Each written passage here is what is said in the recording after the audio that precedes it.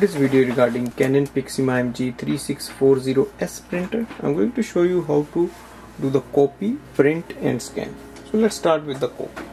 For that we have to open the top scanner lid, place the page facing downwards here, for example this page, close the lid. On the control panel we have to select color or black option, and you can select the number of copies by pressing black or color.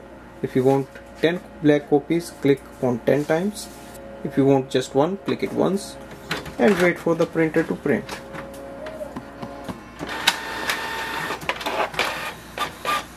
So here we can see it has done the copy quickly. The next thing I'm going to show you how to do the wireless printing and scanning. For that you have to make sure your printer is connected with any device. For example, I have an iPhone here, and in the app we can start the scanning or printing. For scanning, simply place a page on the top scanner lid, open the lid on the top scanner and place the page facing downwards here, close the lid and click on the scan icon here, and here we have to change the settings if you want, and then click on the scan.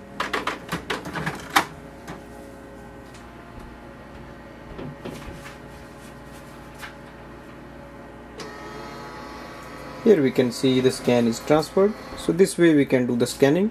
If you want to add more pages, simply place another page in the section here on the top scanner and click on the same scan button here. It will add all the pages here.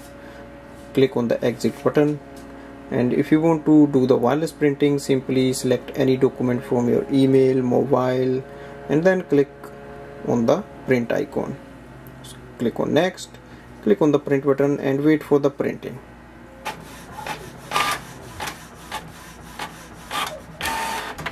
Here we can see it has done the printing as well. So this way we can do the wireless printing and scanning.